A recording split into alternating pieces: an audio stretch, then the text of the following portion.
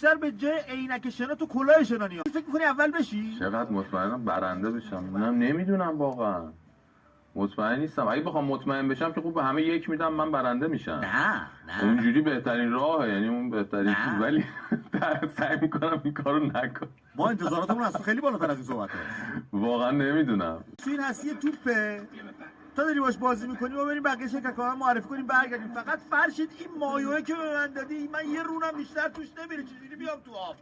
علیه موسیقیدان ایرانی، آرتیست، هنرمند، ازدواج کرده، یه پسر داره، بچه تهران، از 4 سالگی رفته هند، اونجا بزرگ شده، 39 سال آمریکا زندگی میکنه، آشپزی رو 15 سالگی آغاز کرده. من فکر میکنم یکی از دلایلی که اینقدر من آدم راحتی هستم و سخت نمیگیرم اینی که هندوستان بزرگ شدم. یعنی توی هندوستان همه چی وجود داره، از بهشتش تا جهنمش، و دیگه اونجا انقدر دیگه فقر زیاد هست و خب همه جا کثیف نیست اونجوری که مردم فکر میکنن، ولی خب مجبوری که راحت باشی، که کنار بیای. آشپزی هندی و مادر آموختن، به میزبانی و آشپزیشون از 10 9 میدن. من دلیلی که خواستم توی این برنامه شرکت کنم چون به نظر من ما که هنرمندیم، مخصوصا میتونم درباره خودم شخصا صحبت بکنم، من نه فقط از طریق موسیقی احساسامو بیان میکنم، از طریق غذا پختنم به نظر من خیلی از مخصوصا موزیسینا آشپزای خوبی هن،